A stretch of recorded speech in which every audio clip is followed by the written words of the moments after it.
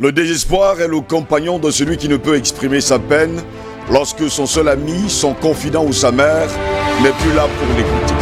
Mesdames, Messieurs, bonjour, très heureux de vous retrouver ce vendredi 3 juillet de l'an de grâce 2020 pour une nouvelle édition de DBS Matin. Nous sommes très heureux de vous savoir très nombreux devant vos petits écrans encore ce vendredi pour justement passer du temps dans le décryptage de l'information. Comme j'aime à le dire d'ailleurs tous les matins, la nourriture de l'esprit c'est l'information.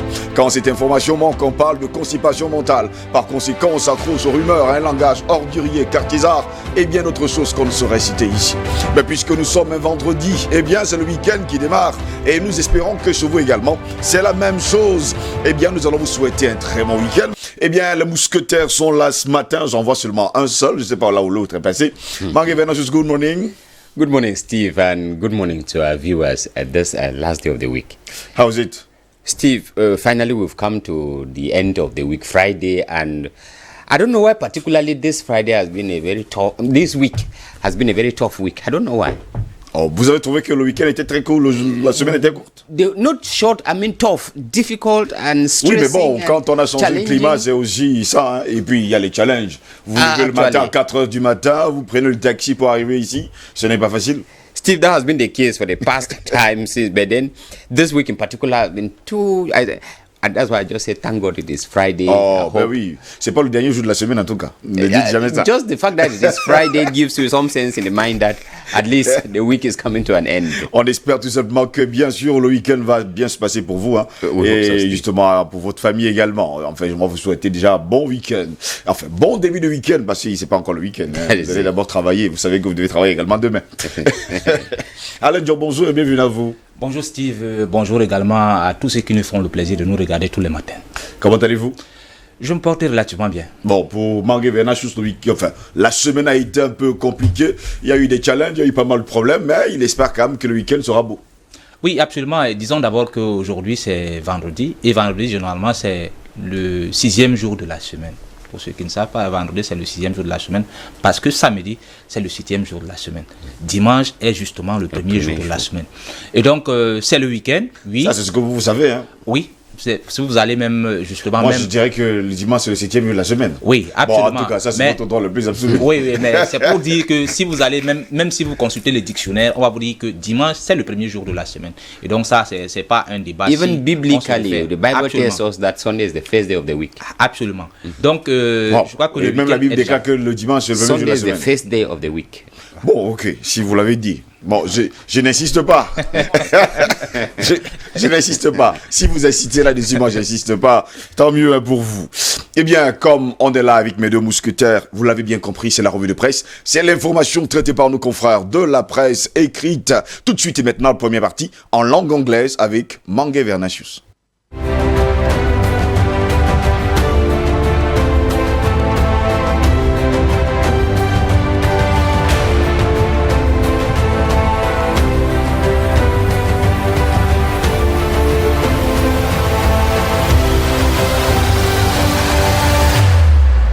Friday, the third day of the month of July 2020. And for this last day of the week, on what papers are saying, we begin with the Guardian Post newspaper in this human interest story, where suspected Amber fighters behead 2 girls in Kumba. The 2 girls between the ages of 15 and 20 are said to have been kidnapped on June 29th. They have been beheaded, as we read on page 3, for collaborating with security forces to the disadvantage of separatists. Talking about the ongoing salary crisis at the Presbyterian Church in Cameroon, the paper says the church hints on reinstating slashed teachers' salary, but teachers and other auxiliary staff bent on embarking on indefinite strike from next Monday. Still on page 3, we read of Paul Biya and Congolese envoy who assess the impact of COVID-19 in the CEMAC zone. It is on the same story about the economic impact of COVID-19 within the CEMAC zone that Cameroon Tribune opens today's edition, telling us on page 2 to 3 that it was the main topic on the agenda of an audience granted yesterday by Paul Biya at the Unity Palace, receiving Congolese Special Envoy, Minister of State, in charge of the economy, Industry and Public Portfolio, Gilbert Ondongo. In health news, management of COVID-19, Japan offers 1.5 billion francs CFA. The paper on pages 12 to 13 says the ambassador of Japan to Cameroon, Osawa Tsutomo, and Cameroon's Minister of the Economy, Planning and Regional Development yesterday, July 2nd, signed a convention worth 1.5 billion francs CFA within the project of the Japanese government to supply medical equipment to Cameroon. On the 2021 state budget, government fine-tunes preparations as the Prime Minister and Head of Government, Chief Dr. Joseph Dion Ngute, yesterday chaired a special cabinet meeting in view of coming up with the major axis of the finance law. Le Jour newspaper on page 5 looks at the last hours of the life of Victor Fotso, asking how such a rich businessman could die in solitude. L'Economie newspaper has their focus on agricultural production with interest on Cameroon and the difficulty to transform tomatoes. The paper indicates on page 2 that the fruit is actually in excess in the market. Meanwhile, Cameroon had closed down the company that was in charge of transforming tomatoes in the known division some years back. Mutation newspaper looks at issues affecting Cameroon, such as the Anglophone crisis, succession at the helm of the state, Thibaut Nagui and others. And on page 2, the paper talking of the confessions of the French tells us that a mission of the European Parliament that had visited Cameroon gave their report last Wednesday in Paris. A Sengang newspaper on their part tells us that Amogu Belinga denounces his Betty brothers. On page 3, for this businessman and proprietor of Group Anecdote, some collaborators of the head of state from his tribe and from the central region are a stumbling block for Paul Biya. On page 4, a Sengang newspaper talking about threats from terrorists says another bomb exploded in Yaoundé. We take Repair newspaper on health issues, saying Dion Ngute approves traditional medicines, as we read on page 2 of Repair newspaper. La Revue du Patriote, a weekly publication on collaboration, talks of the LOBC, the board in charge of managing official exams at the Ministry of Secondary Education for the French subsystem of education, that received important ICT gift from TICA. We have details on page 6 of La Revue du Patriote. We end with Le Soir newspaper, a tri-weekly publication that looks at the crisis within the family of Fotso Victor, saying 2 Cameroonian magistrates are sentenced in Paris. On page 2, the paper brings the family crisis in which some members of that family, widows and some other children, have been found guilty and are expected to pay the sum of 4,000 euros to other children of the same late Fotso Victor. The verdict was passed by the Court of Appeal at Versailles in France. Steve, these are some of the information that we could have from papers in Cameroon. Merci pour toutes ces informations de nos confrères de la presse écrite camerounaise. On va également retenir en tout cas la grande une de The Guardian Post ce matin qui nous parle bien sûr de ces suspects des Amba Fighters. Et on parle de 2 filles qui ont été arrêtées d'ailleurs, une de 20 ans et l'autre de 15 ans. Ça c'est vraiment extraordinaire. On va revenir dans un instant. Le temps pour nous de prendre justement cette revue de presse en langue française avec Alain Diok. Commençons par le quotidien Cameroun Tribune qui s'intéresse justement à l'impact économique du Covid-19 en zone CEMAC. Yaoundé et Brazzaville se concertent. En effet, le sujet était au menu de l'audience accordée hier au Palais de l'Unité par le président de la République Paul Biya à Gilbert Ondongo, ministre d'État congolais, chargé de l'économie, de l'industrie et du portefeuille public. Envoyé spécial du président Denis Sassou Nguesso. À lire dans les colonnes du même journal, le Minax et les artistes s'expliquent au sujet du projet de loi sur les associations culturelles. Hier donc du côté de Yaoundé, une réunion avec les coordonnateurs des pôles artistiques a permis à l'inspecteur général de ce département ministériel représentant le ministre Bidou N'Quad d'éclaircir les points de ce projet qui divise le secteur, notamment au sujet de l'agrément des dons et des legs internationaux ou encore des statuts des fédérations. Crise anglophone, succession, Tibor Nagui, les confessions françaises, titre le quotidien Mutation. Selon le journal, une mission parlementaire hexagonale ayant séjourné au Cameroun a rendu sa copie mercredi du côté de Paris, nous renseigne le journal. En page 13 du même journal d'Alain Boyomo, une étudiante aurait été assassinée à l'université de Yaoundé 2 du côté de Soa. Le quotidien Le Jour d'Aman Mana évoque justement les dernières heures de Victor Fotso, comment le richissime homme d'affaires est mort dans la solitude. Tout cela est à lire dans le quotidien Le Jour de ce jour. Le quotidien de l'économie de Thierry écoutez parler justement de la production agricole avec le Cameroun et la difficile transformation de la tomate. En effet, la surabondance du fruit sur le marché est constatée alors que le pays a fermé la société des conserveries alimentaires du Nunscan il y a quelques années, nous dit le journal. En page 6 du même journal, Yaoundé, dans les top 10 des villes africaines les plus chères. Et puis, dans le e-santé, un logiciel de gestion des données médicales dans les hôpitaux. Le hebdomadaire Le Soir évoque la construction de l'autoroute Yaoundé-Simalène et le Mindu qui stoppe les pertes financières alors que les blocages que connaît justement ce chantier structurant engagent déjà des grandes pertes financières, nous dit le journal. Célestine Ketia Cortez est donc descendue sur le terrain. C'était mercredi dernier et s'est dit engagée donc à lutter contre l'incivisme et justement la délinquance qui freine cette action forte du chef de l'État. En page 2 du journal Le Soir, crise au sein de la famille Fotso Victor. En effet, 2 magistrats camerounais sont condamnés à Paris. Il s'agit justement d'Eliane Fotso et Rachel Fotso qui font partie de la vingtaine des veuves et de certains enfants du patriarche Fotso, condamnés le 22 juin dernier par la cour d'appel de Versailles du côté de la France à payer à Madame Laure Toukam Fotso, épouse Njita Fotso, Clarisse Fotso et Lucie Fotso, la somme de 4 000 euros. Le journal Repère nous renseigne dans la lutte contre le Covid-19 que le Premier ministre Joseph Diongouté adoube la pharmacopée traditionnelle. Concernant le développement économique et social, le journal démontre comment l'État compte créer 100 000 emplois en 5 ans. Dans le cadre de la sécurité, des bandes armées ont été mises en déroute du côté de l'Est Cameroun, nous dit le journal.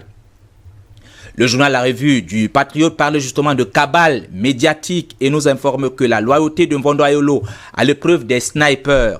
Selon le journal, en braquant justement sans cesse les projecteurs sur les proches collaborateurs du chef de l'État, les cicères médiatiques mettent donc en mal, à l'insu de leur propre gré, l'image de l'institution présidentielle et celui qui l'incarne. Terminons par le journal Essingan qui parle de l'autoflagellation. Amougou Belinga dénonce ses frères Betty. Pour l'homme d'affaires, promoteur du groupe L'Anecdote, certains collaborateurs du chef de l'État, originaire de sa communauté et de sa région du centre, lui mettent donc des bâtons dans les roues. En page 4 du journal Essingan concernant la menace terroriste, une bombe explose du côté de Yaoundé. Voilà Steve, les différents sujets traités par la presse ce matin. Différents sujets traités par nos confrères de la presse écrite camerounaise ce matin. N'oubliez surtout pas de vous rendre sur votre marchand de journaux ou en kiosque pour avoir tous ces journées et quotidiens, car vous devez savoir, vous qui êtes à la maison, que justement ces journalistes et sans oublier ces directeurs de publication vivent justement de ces journaux. Le problème est le suivant, c'est que parfois on retrouve devant parfois les kiosques de Messa Presse, les gens sont debout, ils lisent juste la une et tout sur le coup, ils font des bons commentaires. Pourtant, ils n'ont pas toute l'information. Il faut acheter le journal. Il coûte 400 francs CFA. 400 francs. Il y a beaucoup qui boivent 10 bières en une journée. D'autres journaux même coûtent moins de 400 francs. Moins de 400 francs. Donc, il ne faut pas oublier d'acheter tous ces journaux et quotidiens. Messieurs, commençons déjà par parler de ces 2 jeunes femmes de 15 et 20 ans qui sont suspectées d'appartenir aux Zamba Fighters. Actually, Steve, the situation here is these 2 girls, they were kidnapped on the 29th of June. Elles ont été kidnappées. Yes, as the Guardian Post tells us. They were kidnapped on the 29th of June on the count that they have been collaborating with the security forces to the disadvantage of the separatist fighters. So they were being kidnapped by the very separatists. And the paper tells us this morning that these two girls between the ages of 15 and 120 were beheaded. They were beheaded because, they said when they were kidnapped, taken to their hideout, they discovered that they have been killed. That is why they said the Amber Boys killed them, because they have been collaborating with the forces of law and other in Kumba. And these are some of the happenings that keep on coming. When we keep talking about reconstructing a region, and all these are still happening, how do we reconstruct a region in this type of a situation? C'est quand même une histoire macabre qui nous vient du côté de Kumba. Comment est-ce que ces deux jeunes femmes qui justement ont été kidnappées et commencent à collaborer avec les autorités sur locaux sont assassinées plus tard? Actually, no, because they discovered that, as the paper saying, that these two girls have been collaborating with the military, the forces of law and order. It is not only in Kumba, Steve. That's what has been happening in the two regions. The population is caught between the two fronts. Actually, once the military discover that you are collaborating with the Amber forces, they arrest you. Once the Ambers discover that you are collaborating with the military... Finalement, tout ce que les populations du Nord-Ouest et du Sud-Ouest déclarent collaborer avec les autorités, c'est totalement un mensonge. Alors, finalement. See, that's what I was saying here the other day, that when we talk of the population saying this, they talk of we should say the administrators saying this, because the population, there is no population nobody who can stand out and say, I am supporting the Ambers. No, nobody can stand out and say, I am supporting the military, because when you say I'm supporting the military, the Ambers come for you. When you say I'm supporting the Ambers, the military comes for you. And the population is just in between on both sides. They don't know where to go to. That is why when they say the population have said, I was saying here the other day that they should say the administrators, because the population, just a few administrators there who attended the meeting, they write on behalf of the population, and they keep giving a wrong impression of what is happening in the field. I would rather think that they should say that it is impossible to construct the region because the crisis is avec justement cette crise qui perdure toujours du côté du Nord-Ouest et du Sud-Ouest. Et pendant ce temps, Mutation nous fait savoir, parlant justement de la crise anglophone, succession Tibor Nagui, les confessions françaises. Absolument. Je crois que c'est même la suite de ce qu'il venait de dire. Je crois que les diplomates, selon le journal diplomate de l'Hexagone, était venu du côté de Yaoundé justement pour parler de la succession et tout ce que vous connaissez. Le sujet au menu, que ce soit dans nos chaumières, que ce soit justement dans les médias, on en parle justement depuis fort longtemps. Vous savez que le président de la République, je crois que c'est son énième mandat. Et donc, il y a donc des guerres et les luttes des successions qui sont là. Et maintenant, est-ce que, je ne sais pas pourquoi, est-ce que les autorités ou alors les parlementaires hexagonales peuvent donc venir de l'Hexagone, peuvent donc venir ici, je ne sais pas, puisqu'il y a les mécanismes institutionnels. Faire une conférence justement à ce sujet? Oui, à ce sujet. Non, aucun droit d'ailleurs. Hein. Je ne vois pas. L'utilité, là. L'utilité, oui, puisqu'il y a des mécanismes institutionnels qui sont là. On sait que si le président de la République n'est pas là, c'est elle qui sera là. C'est elle qui va. Maintenant, je ne sais pas. Peut-être aussi, comme ce sont nos partenaires, je prends encore ça. Je crois que comme ce sont nos partenaires, ils veulent. En politique, il n'y a pas d'amis, il y a que les intérêts. Je ne parle pas d'amis, je parle de partenaires. Partenaires, c'est pas ce qu'on appelle les partenaires. Ça encore, je suis derrière. Ils pensent que comme ils sont nos partenaires, ils peuvent nous aider justement à cette succession-là. Succession de qui? À la tête de l'État. Oui, non, parce qu'on est encore mort. Ce qui est sûr, on commence déjà à baliser le chemin pour la succession. Il ne va pas être éternellement là. Maintenant, je crois qu'il y a autre problème, ou alors autre chose qui attire justement mon attention concernant la crise dans le Nozo. Parce qu'il y a des choses qui sont beaucoup plus importantes. On ne peut pas être en train de parler de discussion aujourd'hui sans avoir réglé la question de la crise anglophone. Je disais la dernière fois que ça va être très compliqué pour la reconstruction dans le Nord-Ouest et le Sud-Ouest. Parce que, d'ailleurs, les populations, quand vous écoutez les gens, les populations ne veulent pas collaborer. Ça, il faut qu'on soit clair. Yes. Puisque, d'abord, regardez les dénonciations. Les populations dénoncent beaucoup plus les militaires que les Amba Boys. Ils disent que les militaires sont en train de perpétrer ceci. Or, les militaires, ils oublient que les militaires sont là pour leur protection. Et donc, il faut d'abord les éduquer, les faire comprendre que effectivement, les militaires ne sont pas là pour vous combattre, mais ils sont là pour combattre ceux qui exigent la partition du pays. C'est de ça qu'il est question. Parce que ce soit les chefs de village, que ce soit même les populations, ils savent qui est Mbamboy parce que les enfants là sortent de chez eux. Jusqu'à preuve de contraire, il faut dire que les deux parties, déjà les populations sont entre deux feux. D'un côté on a les Amba Boys, de l'autre côté on a également les militaires. On espère tout simplement que l'État du Cameroun est en train de trouver des solutions justement à ce sujet, parce qu'on ne peut pas parler de reconstruction pendant qu'il y a encore cette crise. Ou alors on parle de succession, parce que celui qui doit venir après le chef d'État actuel, il faut qu'il trouve quand même le pays dans de très bonnes conditions. Donc, il faut beaucoup plus accentuer, n'est-ce pas, toutes les assises sur la question de la crise dans le nord-ouest. Dans le nord-ouest et le sud-ouest, même si quelque part cette crise est en train de sortir justement du nord-ouest et du sud-ouest, on est déjà avec une autre grosse partition. D'un côté, on a les nordistes qui sont en train de crier à 10 millions de nordistes avec Giba Gatama et sans oublier bien sûr Mohamedou Bayrou Fadil. Maintenant, on a également les Bassa également qui sont de leur côté, les qui sont de leur côté. À un moment donné, il faut réfléchir. Oui, actuellement, il y a pensez également que le Cameroun, c'est le Cameroun de tout le monde. Non, oui, c'est le Cameroun de tout le monde. Mais il y a quand même certaines inégalités qu'on constate. Parce que vous avez par exemple les Bassa. Les Bassa sont repartis en 3 régions du pays. C'est incroyable. Dans ce pays, il y a juste 2 communautés qui sont reparties. Il y a une autre communauté qui est répartie en 2 régions. C'est quand même très compliqué. Vous ne pouvez pas avoir une communauté. Vous divisez, les Bassa sont dans le sud, les Bassa sont dans le centre, les Bassa sont dans le littoral. Mais il y a quelque chose qui ne va pas. Mieux, c'est pour cela que les gens demandent justement... Si vous allez regarder, ce n'est pas seulement dans les 3 régions, il y a d'autres régions. Oui, il y a d'autres régions. On parle qui regorgent d'ailleurs des Bassa. Donc, mais bon, je pense qu'il faut essayer de faire... Quand on est unis, il faut rester unis. Oui, on va trouver des solutions mais il faut dans les jours à également venir. pallier à certaines inégalités que nous voyons sur le terrain. Et pendant ce temps, la guerre, ça rapproche également encore la menace terroriste. On la trouve également dans la capitale camerounaise où une autre bombe a explosé à Yaoundé. This is the third one that they are reporting, Steve, as of yesterday. Another bomb exploded in Yaoundé. When I call it a bomb, it sounds so heavy. I would rather prefer to say an explosion, because the first 2 that we had last week raised the level of security within the capital city, the political capital city, where we were talking of people who were arrested. You know, but this other third case, if it is coming in the capital city, there is something that we are ignoring, Steve. If we could talk of an explosion in Yaoundé. And I remember when I read what the paper was saying, they're talking of, a terrorist threat. If terrorists could threaten the security of Cameroon right into the capital city, they know that nothing is... nous ne sommes plus en sécurité. Backyard now is corrupt, Steve. So we need to do something.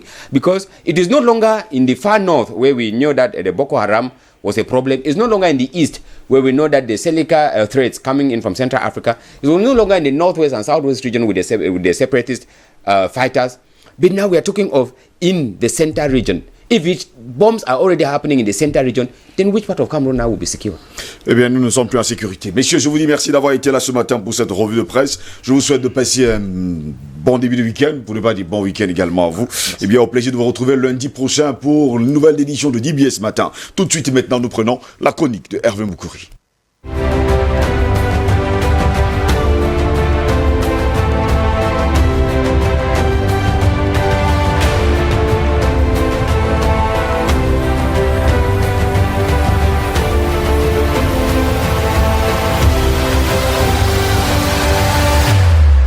Hervé Moukouri, bonjour. Bonjour Steve. Comment allez-vous? Bien, merci. Ben, je vous souhaite déjà un bon début de week-end. Hein?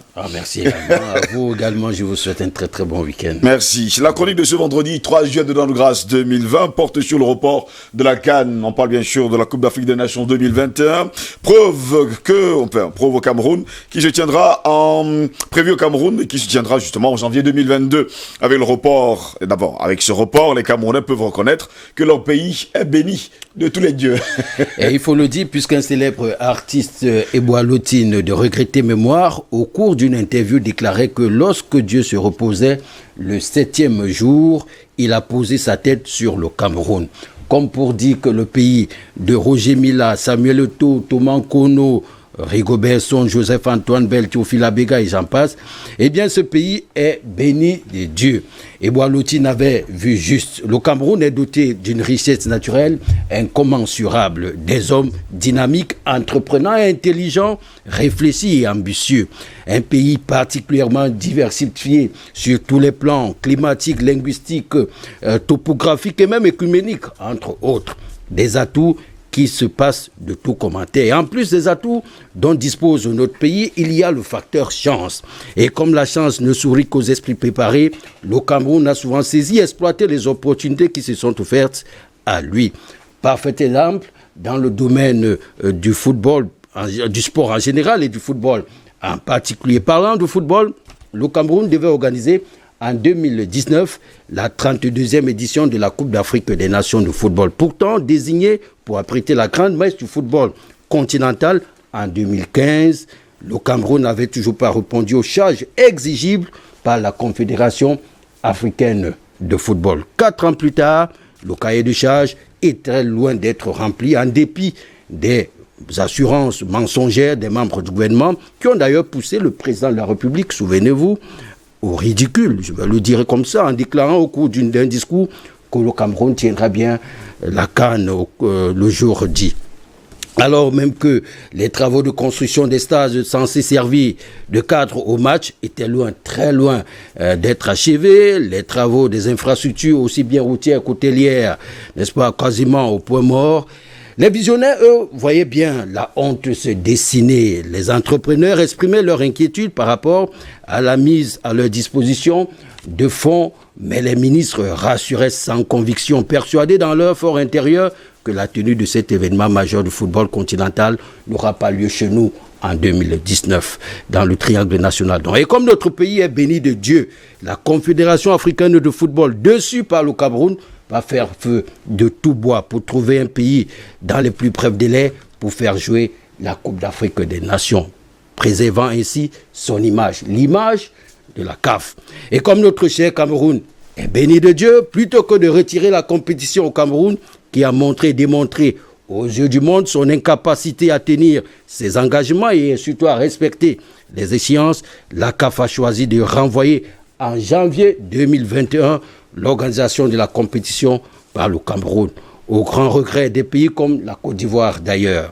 Ce glissement de 2 ans, selon l'expression consacrée, devrait permettre au pays de Roger Mila de mieux se préparer et peaufiner un événement qu'on va qualifier d'historique. Mi-2020, c'est-à-dire de juillet que nous sommes, le Cameroun est encore au stade de balbutiement. Rien n'est vraiment prêt. Je souligne bien, vraiment. On a certes enregistré des avancées considérables, mais rien ne laisse présager ou alors ne laissait présager la tenue effective de la compétition en janvier 2021. Beaucoup reste à faire, il faut le reconnaître. Le 30 juin, au cours d'une réunion du comité exécutif de la Confédération africaine de football, il est décidé que la CHAN se déroulera bien au Cameroun en 2021. Là, c'est acceptable et sans crainte. Et que la CAN annoncée pour janvier 2021 est reportée à 2022. Ouf, c'est le soulagement. Une preuve encore que Dieu aime le Cameroun. La pandémie du Covid-19 qui a été à l'origine de cet autre glissement, parlons plutôt de cet autre report, a été un mal pour un bien pour notre pays. Après l'annonce, c'est toute honte but que le président de l'Africa Foot, les ministres sont montés au créneau pour donner leur sentiment de satisfaction qui pour eux est un véritable soulagement. Une énième occasion de se rattraper nous est donc donnée. Honnêtement, à ce moment précis, c'est le Cameroun qui, plutôt que de se réjouir du fait de manifester sa désolation, eu égard aux éventuels préjudices que notre pays subirait. C'est le Cameroun qui devrait plutôt être déçu par cet autre report. Que non, on remercie le ciel et on dit Amen. Mais jusqu'à quand Dieu de la chance sera toujours à nos côtés? Il pourrait bien se lasser des turbitudes de nos dirigeants, toujours enclins à privilégier, il faut le reconnaître, leurs intérêts au détriment du collectif, profitant ainsi du facteur chance. Nous le disons tout simplement. Pourquoi?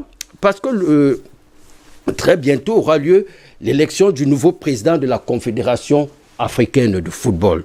Si par malheur, celui en exercice, c'est-à-dire Hamad, arrivé à perdre, il y a de fortes chances que son successeur, qui viendrait probablement du Maghreb et qui a de fortes chances, le Maghreb qui a de fortes chances de prendre cette place, soit moins complaisant vis-à-vis du Cameroun.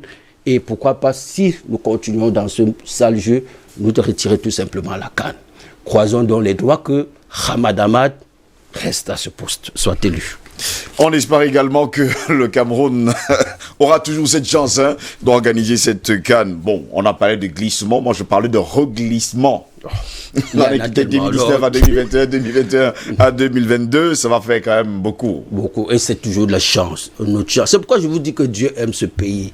Ah bah oui, parce que Lotine, quand il disait que Dieu a posé sa tête sur le Cameroun, il ne croyait pas si bien dit. Parce que quand je regarde ce qui se passe, vous ne pouvez pas avoir une occasion comme celle-là. 2019, après on vous dit non. Bon, 2021, finalement 2022. Nous ne sommes pas toujours prêts, on remet.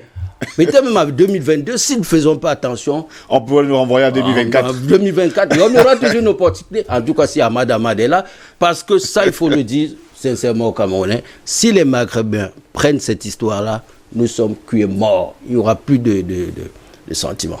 Il n'y aura plus de sentiments. Merci beaucoup, Hervé Moukouri, avec cette belle chronique ce matin qui nous parle bien sûr de l'organisation de la Coupe d'Afrique des Nations de football qui a glissé justement jusqu'en janvier 2022. On ne va pas également oublier que le CHAN, lui, va se dérouler en 2021. Mesdames, messieurs, nos invités sont déjà là ce matin. À ma gauche, Henriette Ekwe. Bonjour et bienvenue à vous. Bonjour. Très heureux de vous revoir encore sur un plateau, ça faisait longtemps. Oui, très longtemps. Merci, je salue tous les téléspectateurs de DBS, tous les techniciens et tout le Cameroun. Merci d'être là ce matin, d'avoir pris votre temps pour être là, il y a depuis 6h30. Oui. Pascal Pavendo, bonjour et bienvenue à vous. Bonjour Steve, bonjour à la grande icône que Mme Henriette Ekwe, qu'on ne présente plus. C'est un honneur, toujours avec beaucoup de plaisir, chaque fois que j'ai eu la chance de partager un plateau avec elle.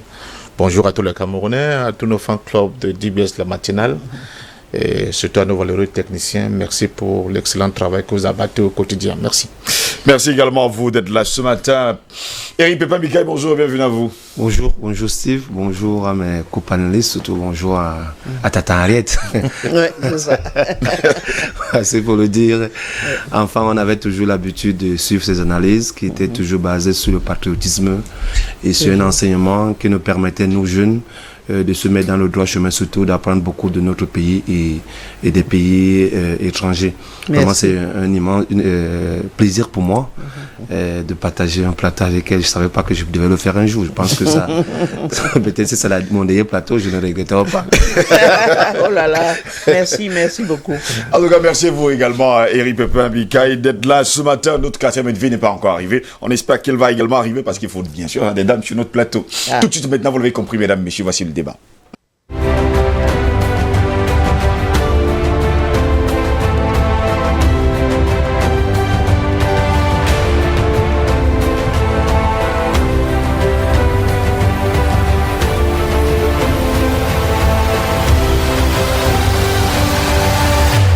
Le sujet qui nous intéresse ce vendredi, la transition démocratique en Afrique 30 ans après la chute du mur de Berlin. Où en est-on? C'est notre grande interrogation de ce vendredi.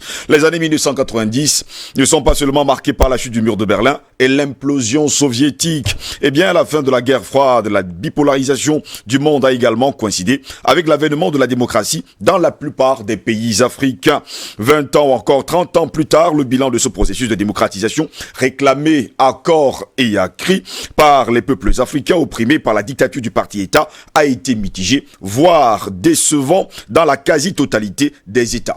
En effet, l'échec des conférences nationales dans certains pays a conduit au chaos social, économique et politique sur fond de conflit. D'autres pays qui ont, sans effusion de sang, réussi l'épreuve de la démocratie n'ont malheureusement pas pu sortir leur population du cercle infernal de la pauvreté, faute de la bonne gouvernance.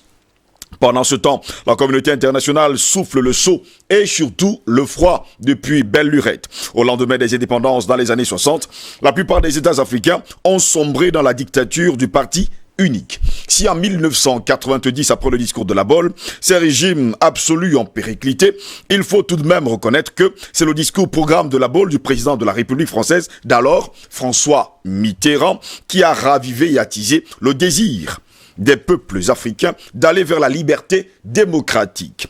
Les capitales africaines ont connu des soulèvements populaires avec la fougue de la jeunesse étudiante qui revendique la démocratie. D'ailleurs, Henriette Ekoué en faisait partie. Les pouvoirs en place ont vacillé. La crise économique, sociale, politique et institutionnelle met à mal les partis uniques. Il était nécessaire de trouver une voie de sortie de la crise. On avait trouvé une baguette magique, eh bien, l'organisation des conférences nationales souveraines et qui, à un moment donné, faisait vivre d'ailleurs une autre tension.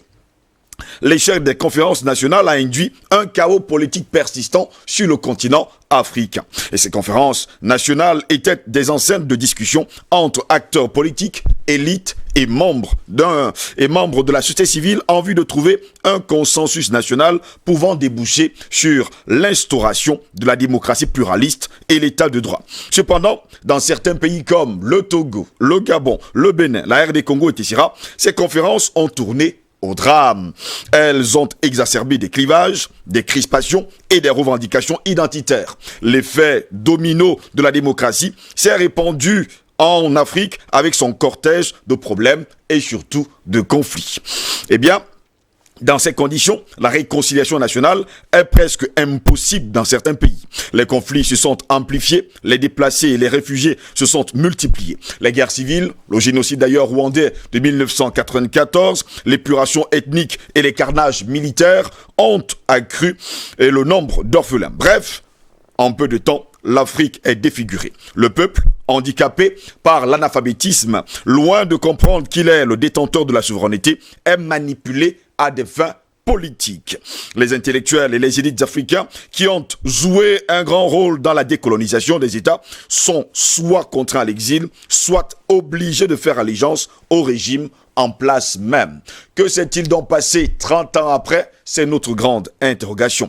Où sont donc passés tous les espoirs qu'on avait mis sur les conférences nationales souveraines dans les années 91, là encore, on se pose la question. Et je vais me tourner vers une dame qui a lutté depuis de longues décennies. Elle s'appelle Henriette Ekoué pour lui demander, eh bien, où en est-on aujourd'hui?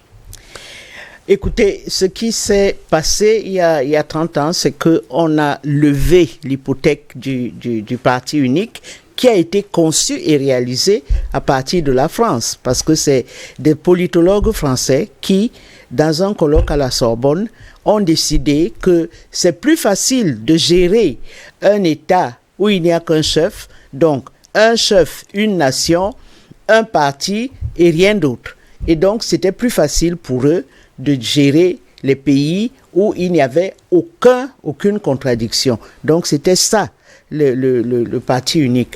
Arrivé en 1990, il y a eu d'abord le peuple même qui s'est battu pendant des décennies, pendant ces 3 décennies-là, mais aussi la chute du mur de Berlin, parce que désormais, parce que c'est la guerre froide, nos indépendances ont été acquises pendant la guerre froide. Oui. Et donc, on disait que pour sauver le monde libre, où les communistes ne pouvaient pas entrer, il fallait absolument qu'on ait un seul parti et il fallait absolument qu'on prenne tout ce qui est comme opposant pour leur dire à l'Occident qu'il faut surtout les tuer parce que s'ils veulent implanter le communisme dans le monde libre, entre guillemets.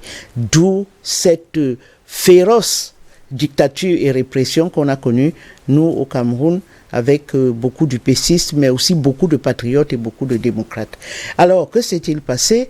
Quand le parti unique devait imploser, ils se sont rendus compte d'une chose. D'abord, il faut dire que notre lutte pour la conférence nationale a eu un succès phénoménal. Pourquoi? Parce qu'il y a eu les plans d'ajustement structurel qui nous ont été imposés par le FMI et la Banque mondiale. On a fermé des entreprises, les couches sociales, notamment les classes moyennes, étaient en total désarroi, la misère était instituée, d'où le succès que la coordination de l'opposition a récolté. Vous vous imaginez une coordination qui rassemble plus de 200 partis et organisations de la société civile, c'était un succès phénoménal aussi au plan politique. On n'y est pas parvenu. Mais ce qui a été implanté, au contraire, c'est que le parti unique pour qu'ils retiennent tout le monde à développer la corruption politique. Et la corruption politique nous coûte excessivement cher parce qu'il fallait payer un tel, calmer un tel autre. Et c'est comme ça qu'on a pu, pendant 30 ans de vie démocratique, on n'a pas réussi à instituer une alternance, on n'a pas réussi à faire en sorte que le peuple se mobilise à nouveau pour obtenir l'alternance. Donc on peut dire aujourd'hui que 30 ans après, il y a beaucoup de larmes qui ont coulé, surtout la jeunesse qui était au front. Il faut le dire, il faut saluer cette jeunesse qui s'est battue au nord, à l'ouest, dans les provinces dites anglophones, dans le littoral. Douala, Yaoundé a été préservé. Donc c'est pour dire qu'on a eu des choses, on a eu un combat qui n'arrête toujours pas, mais qui est un combat politique, somme toute. Un parti politique où tous les partis politiques et les citoyens se battent toujours pour planter les piliers de la démocratie. Rien de que je vais rebondir en tout cas sur tous vos propos. Jusqu'à preuve de contraire, 30 ans après, on a l'impression qu'il y a toujours ce parti unique qui insiste, qui persiste. Et il est resté au pouvoir grâce aussi à la corruption. Il ne faut pas oublier que les premières élections qui ont eu lieu en 92, où le président est venu nous agiter à la télévision en octobre 91, venez aux élections, il y a l'argent. Et l'argent, c'est combien? J'ai 500 millions à votre disposition. Donc, il faut venir, arrêtez-moi vos villes mortes et tout. Les gens sont allés aux élections. Une partie de l'opposition n'y est pas allée. Malgré tout, le RDPC a été battu à plate couture. Mais, par la corruption, il a pu acheter le MDR de Dakole Daïsala, il a acheté l'UPC, et petit à petit, il a reconstitué une espèce de front qui a donc dû perdurer. Voilà comment la corruption s'est installée. Et finalement, quand on pense qu'il faut absolument qu'on ne vote pas, qu'on vote une loi, on amène des sacs à l'Assemblée nationale, des sacs Bandjok avec plein d'argent, et puis nos opposants qui sont un peu affamés et se ruent sur les sacs Bandjok, et puis le pouvoir a sa tranquillité. Voilà. Le problème, c'est qu'est-ce qui se passe donc après? Est-ce que tout ce que pourquoi les enfants sont morts, parce que beaucoup de jeunes gens sont morts en 92, terriblement. Monsieur Ndom, qui était le chef de l'UPC à Newbel, a vu plusieurs fois ses camarades un peu imprudents. Il leur disait, couchez-vous, faites attention. Quand quelqu'un se lève et il attrape une balle. On a été à beaucoup d'enterrements comme ça de jeunes gens. On ne tirait pas sur les dirigeants, mais on tirait sur les enfants. On pense qu'ils n'avaient pas de pédigré, mais un jour, il faudrait rendre hommage à ces jeunes martyrs-là. À ces jeunes martyrs, justement, qui sont tombés dans les années 1991, après le refus, il faut le préciser, au Cameroun, de la conférence nationale. Absolument. D'ailleurs, il y a un discours dans les années 91 où le chef de l'État camerounais, Paul Biya, déclarait haut et fort que la conférence nationale est sans objet. Sans objet. Pour le Cameroun, et bien sûr, tout ce qui a mis le feu aux poudres, d'ailleurs, en 1991, tout le monde est descendu dans la rue, il y a eu, justement, les villes mortes. Je vais d'abord dire bonjour à Madame Queen Douala-Bel qui nous a rejoint ce matin. Bonjour et bienvenue à vous. Bonjour, rectificatif, je suis Queen Douala-Marie, épouse Mbaké. Queen Douala-Bel, enfin Queen Douala-Marie, autant pour moi. Épouse Marie. Épouse Mbaké. Mbaké, ok. Je vais rectifier. Merci d'être là ce matin.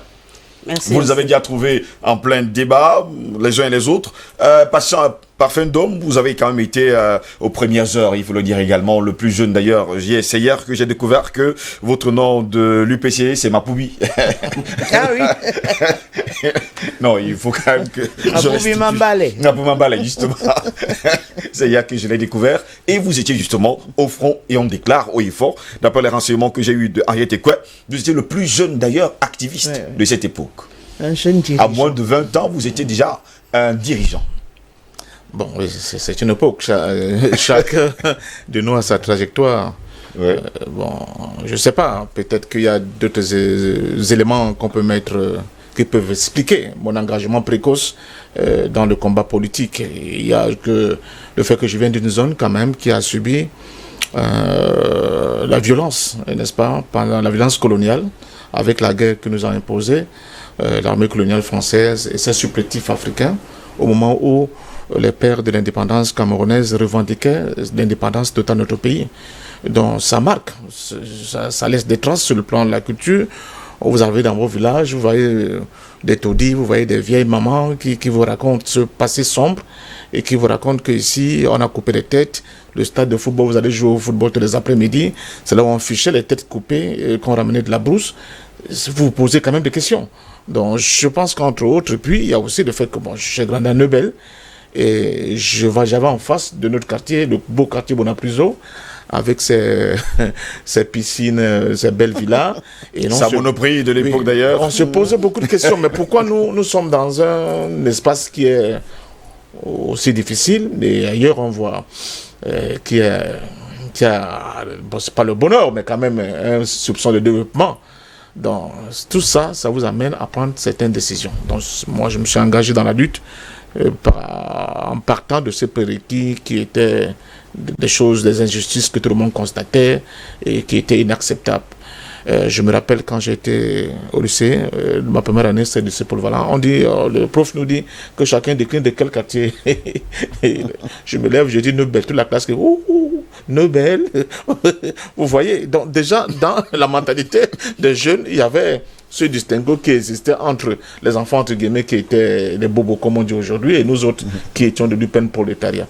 Alors la question que vous avez posée par rapport 30 ans après. Mais 30 ans après, Mme Eko a mis en avant l'indépendance parce qu'il n'y a pas que le Cameroun, il y a beaucoup de pays africains que ça vous citez. Le Togo, le Gabon, le Bénin, voilà. Les autres également, sans oublier la Côte d'Ivoire. La corruption, mais il y a aussi la violence.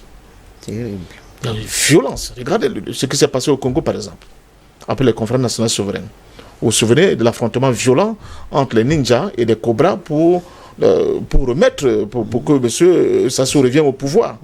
Donc, il y a aussi cette violence qui a été suscitée par la France. Parce qu'à un moment donné, la France avait maille à partir avec certains nouveaux dirigeants, peut-être qui n'étaient pas aussi soumis que les anciens. Or, on a largement débattu sur ce plateau. Le précaré français pour la France et pour M. de Gaulle fait partie des atouts qui permettent à la France de rayonner sur le plan international. Perdre cet espace-là pour eux était un drame. Donc, pour cela, ils étaient prêts à tout. Ils étaient prêts à tout. Je me souviens, quelqu'un l'avait dit, c'est Mitterrand qui le dit à son homologue camerounais, il dit, écoutez, vous conservez le pouvoir et moi j'assume la répression pendant ces années 90. Pour dire, pour rien au monde, nous ne pouvons accepter que les lignes bougent au Cameroun tant que nous ne sommes pas sûrs de maîtriser, n'est-ce pas, ce nouveau paradigme qui va se créer. À partir de ce moment-là, c'était la porte ouverte à toutes les dérives. Et ces conférences nationales souveraines n'ont été que... Je prends le cas du Togo. Après les conférences nationales souveraines, tout juste après, M. Yadema s'est lancé dans une répression barbare incroyable, au vu aussi de tous, avec une prétendue communauté internationale bien gentille, qui voyait comment massacrer les populations et qui n'a pas osé lever le doigt. Pourquoi? Parce que il y avait certainement, Henri l'a expliqué tout à l'heure, la question de la guerre froide, où il ne fallait pas que des gens qui étaient longtemps dans l'opposition ramènent l'idée des partis de gauche, d'une politique de gauche qui ne soit pas complètement sous la coupe, n'est-ce pas, de l'Occident. À partir de ce moment-là, je pense que ce fut très, très, très délicat et difficile. Donc, il y a la corruption, il y a la violence, mais il y a aussi le fait que les partis uniques étant restés trop longtemps, quand les nouvelles oppositions se sont créées, qu'est-ce qu'on a constaté? Le gros, peut-être 90% du personnel, n'est-ce pas, de l'opposition naissante, venait du parti unique, où ils avaient la même culture politique que les anciens camarades, la même pratique politique que les anciens camarades. Donc on se retrouvait avec des gens qui avaient la touche d'opposants, mais en réalité, qui réfléchissaient, c'est-à-dire que voyaient le monde exactement comme leurs camarades qui étaient encore aux affaires. À partir de ce moment-là, ils ont oublié qu'il fallait commencer par le B.A.B.A. Le B.A.B.A. c'était quoi? C'est ce qui a fait la force de l'UPC. C'était l'éducation politique des masses. Vous avez beau mobiliser du monde, si ces gens-là n'ont pas une formation politique vraiment sérieuse, d'un moment à l'autre, ils peuvent Est-ce que quelque chose a changé justement 30 ans après? Non, quelque chose n'a pas changé parce que, comme l'a dit Henriette, le parti au pouvoir, après on a eu l'impression qu'ils ont perdu la main avec les premières élections qui sont passées. Après, ils se sont bien ressaisis. Quand vous regardez aujourd'hui la question électorale au Cameroun, vous voyez très bien comment le pouvoir s'est bien ressaisi. J'en discutais encore, je ne sais pas avec qui dernièrement. On a l'impression que quand on regarde les CAM et ces chiffres-là, n'est-ce pas, du corps électoral, les résultats qui sortent des unes, comme si on avait introduit un algorithme dans les boîtes de l'ECAM qui nous reproduisent à l'identique pratiquement les mêmes résultats élection après élection. Donc, ça, les pouvoirs qui ont su résister, les dictatures qui ont su résister, n'est-ce pas, à cette vague, à ce tsunami de changement de ce vent de l'Est, ont bien affiné leur stratégie, ont bien affiné leur pratique politique au point où ils ont réussi à mettre du poison dans ce que nous appelons l'opposition. Aujourd'hui, ça devenait un truc mièvre. Bon, je suis avec mon ami, mon jeune frère Pépin Bikaï, où j'ai entendu la députée PCM dire qu'ils ne sont pas un parti d'opposition, mais ils sont un parti de proposition. C'est tout dit, vous voyez dans quel environnement nous baignons. Donc c'est à peu près cela, mais les problèmes qui n'ont pas été résolus demeurent. À partir de ce moment-là, la lutte ne peut que continuer pour que réellement une véritable démocratie s'installe en Afrique, pas seulement au Cameroun, mais surtout que ce soit une démocratie qui sera l'œuvre des Africains, avec des solutions purement africaines, en espérant que nous allons réussir à couper ce lien ombilical qui continue de nous maintenir avec la mère patrie, la France, et qui fait que 75 ans après, nous sommes toujours sous franc CFA. Sous franc CFA. Je vais me tourner vers Queen Douala Marie. Vous pensez que la démocratie qui a été tant recherchée dans les années 90 existe réellement sur le continent africain? Nous devons déjà contextualiser le mot démocratie et ainsi que la transition. Nous savons déjà que la démocratie, c'est la loi du plus fort reste. Et la transition, on a besoin de la transition. Pourquoi? Parce qu'il y a un régime qui n'est pas démocratique. C'est pour cela que nous avons besoin de la transition. Nous allons donc prendre le cas d'espèce du Cameroun. Après 30 ans, qu'est-ce qui a changé? Moi, je pense qu'il y a quand même des avancées parce que nous avons eu le multipartisme. Nous avons maintenant plusieurs partis politiques. Ces partis politiques n'arrivent juste pas à éduquer la masse, à faire en sorte que les Camerounais s'intéressent vraiment à la politique. Parce que si nous regardons la manière avec laquelle les politiques d'aujourd'hui opèrent, on a l'impression que nous sommes dans une tyrannie qui tourne autour d'un labyrinthe. Et quand je parle du labyrinthe, c'est la machine du RDPC. Le RDPC s'est installé au Cameroun par le gré à gré. Il ne s'est pas installé parce que... Vous revenez également sur le thème, le gré à gré également qui revient. Oui. Il ne s'est pas installé au Cameroun, par les unes. Il s'est installé par le gré à gré.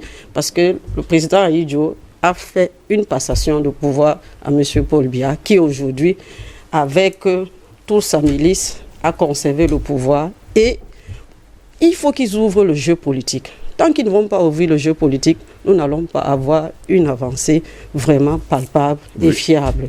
Alors, maintenant, les politiques qui se trouvent aujourd'hui au Cameroun, moi, je ne comprends pas là où ils nous amènent. On a l'impression que on fait la politique pour assouplir ses besoins. On fait de la politique, ce n'est pas pour l'intérêt général. Depuis 30 ans, on n'arrive pas à faire une politique pour la cité, pour l'intérêt de tous les Camerounais. Je reste dans le contexte camerounais. Nous regardons comment la politique se passe au Cameroun. C'est-à-dire, on ne sait même pas là où on va. Chacun vient, je suis un parti de proposition, je suis un parti de ceci, je suis un parti de cela. Vraiment, ça va dans tous les sens.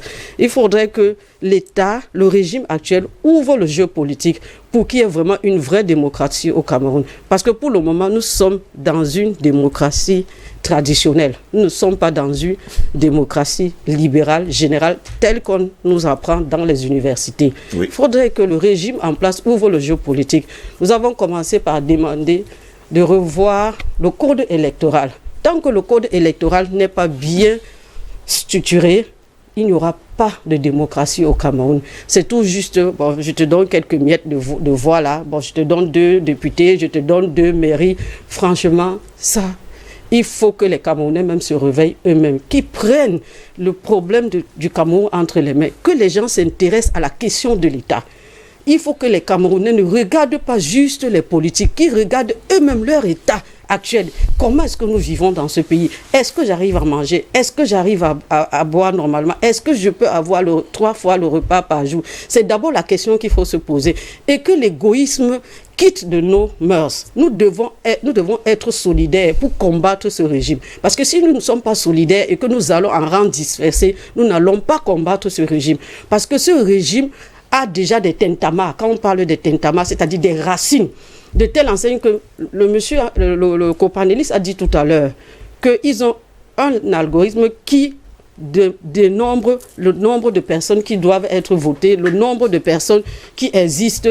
Sincèrement, il n'y a que la rue qui peut amener le Cameroun à changer. Vous voulez encore que les gens reviennent encore dans les rues, comme dans les années 90? Monsieur, oui. Je vous assure qu'on ne peut pas battre le régime actuel par les unes. Il est inadmissible. Il n'y a que la population qui peut aider le Cameroun à sortir de cette répression. Parce que quand un politique se lève et qu'il a quelques popularités, vous voyez qu'on essaye, on met tout en marche pour tenir l'image de ce politicien. Tout est en marche. Quand quelqu'un veut lever la tête, quand on met un bouton sur lui, il n'arrive pas à s'exprimer. On cherche tout à le détruire. On ne peut pas faire la politique par la répression. On ne peut pas faire la politique en embrigadant les gens. Il faut que le jeu politique soit ouvert au Cameroun. Tant que le jeu politique ne sera pas ouvert, je ne saurais dire qu'il y a la démocratie au Cameroun. Nous sommes dans une démocratie traditionnelle, où c'est mon frère qui est président, je suis chef d'État, je suis secrétaire général, je suis ceci, je suis cela. Nous, du bas peuple, nous en profitons rien de ce régime. Oui. Nous sommes là, nous allons au travail, nous gagnons des miettes. Non seulement tout est précaire au Cameroun. Il n'y a pas de route. Je prends l'exemple de mon village. On a élu un maire depuis peut-être 6 mois. Il n'arrive même pas à arranger la route de Bonendale. Vous trouvez ça normal? Ça, c'est parce qu'on lui a mis là sans qu'il ne sache ce qu'il va aller faire. Il faut d'abord que les gens aient un job description et qu'il y ait une feuille de route que voilà, si je deviens maire aujourd'hui, voilà ce que je dois faire. Mais quelqu'un ne peut pas venir être maire qui ne connaît même pas déjà la ville. Il ne sait pas qu'il y a des inondations quelque part. Ça, cette politique de gré à gré, il faut qu'on arrête. Vraiment, le mot gré à gré là existe depuis la nuit des temps, comme on dit souvent dans les écoles. Oui, on vous comprend, hein, Madame Queen Douala Marie. Merci en tout cas pour votre première prise de parole. Éric Pépin-Bikaï, dans les années 90, on a organisé des conférences nationales, on voulait le multipartisme, mais seulement, remarque faite, depuis ces 30 années, on a l'impression que les partis qui ont été créés sont des partis de région, sont des partis ethniques. À un moment donné, on a l'impression, il y a les Bassa qui ont leur parti, il y a les Babliki qui ont leur parti, et ainsi de suite. Dans tout le continent africain, on a l'impression que c'est comme ça que ça se passe. Non, en fait, ça peut être un avatar de cette démocratisation des années 90, il ne faut pas qu'on se leurre. Et il ne faut pas ignorer que la plupart, comme disait Parfait tout à l'heure, des leaders qui se sont détachés de la grande ligne et qui sont allés de l'autre côté de la ligne et qui ont créé des formations politiques, ont tout fait de pouvoir reléguer ces formations politiques à leur famille dans un premier temps, accessoirement s'ils étaient trop brillants à l'ensemble de leur communauté ou à l'ensemble de leur région. C'est le cas par exemple de l'UDC d'Adamou Damdjoa. J'ai toujours trouvé le pédigré, le parcours professionnel de ce monsieur assez exceptionnel pour qu'il mette sur pied un parti politique qui soit que cantonné dans sa région, son département d'origine. Étant donné même que pour qu'il puisse se cantonner là, cela a fait l'objet de batailles âpres, avec mort d'hommes, pendant peut-être plus de 30 ans, jusqu'à ce que lui-même disparaisse. Donc, cet exemple, on peut le transposer dans plusieurs domaines. Arrête à parler tout à l'heure de l'UPC, parce qu'à un moment, on avait comme l'impression qu'il y avait une patrimonialisation de l'UPC. C'est-à-dire que l'UPC était devenu moins un parti politique, plus un champ de palmiers à huile, disons ça comme ça. Parce que il fallait avoir l'UPC de la Sanaga maritime, il fallait avoir celui des ECA, il fallait avoir celui de Nkonsamba, il fallait avoir celui de l'Ouest. Et peut-être fallait également avoir celui des Douala, l'UPC des fidèles, l'UPC des martyrs, ainsi de suite. Ça fait donc l'idéologie de cette formation politique. Parce qu'il faut le dire ici, et c'est ce que je tire des UP6, c'est l'une des formations politiques au Cameroun où on ne parle pas du chef. Il faut le constater. Vous ne verrez jamais, on n'encense jamais les responsables de ce parti. On reste focus sur l'idéologie et les objectifs à atteindre. j'ai écouté ce discours pendant très longtemps, même à l'intérieur de ma cellule familiale. On parle moins du chef, plus des idées véhiculées par la formation politique. Mais si on sort de ce parti-là, parce qu'eux, ils avaient à l'époque une structuration qui allait de la base au sommet. Si on sort de ce parti, vous retrouvez que la démocratie actuelle repose prioritairement sur l'émulation du chef.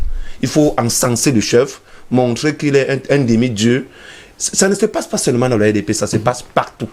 Même des petites formations politiques de rien du tout ont pour principe de pouvoir parler d'abord du chef, de déifier et l'idéologie après. Mais qu'est-ce qu'on vend, le chef ou l'idéologie? C'est également une grande interrogation qu'il faut qu'on remette au centre de ceux-là qui se gênent dans ces partis politiques. Oui, qui se gênent dans l'arène politique. C'est ça que je me questionne. Ce ne sont pas des partis politiques. Donc ça a été un peu difficile pour que ces partis politiques puissent se déployer. Parce qu'il ne faut pas oublier que le parti politique a besoin de deux choses.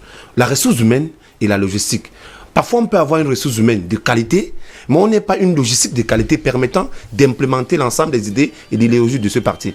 Et c'est à ce niveau, forcément, que les partis classiques, les anciens partis issus du parti au pouvoir, qui avaient confisqué les biens de l'État et qui avaient une ressource humaine compétente, ont damé le pion à l'ensemble des autres partis qui arrivaient. Parce qu'il ne faut pas oublier, la loi électorale interdit, par exemple, le financement extérieur. Ça veut dire que quoi? C'est que vous avez des partenaires à l'étranger qui peuvent vous permettre de pouvoir accroître votre logistique et de vous rendre visible sur le terrain. La loi interdit le financement des partenaires extérieurs. Maintenant, une ressource humaine de qualité doit être capable de mobiliser de la logistique, c'est-à-dire l'ensemble des ressources financières les permettant de se déployer. Parfois, ces parties-là sont bloquées par rapport à cette contrainte-là. Donc, de 90 pratiquement à 2020, nous sommes restés comme si on était dans un entreloupe. On tourne sur place, les acteurs essayent un peu de se réinventer pour y changer de veste d'un côté. On a de la peine à voir des acteurs politiques assez cohérentes.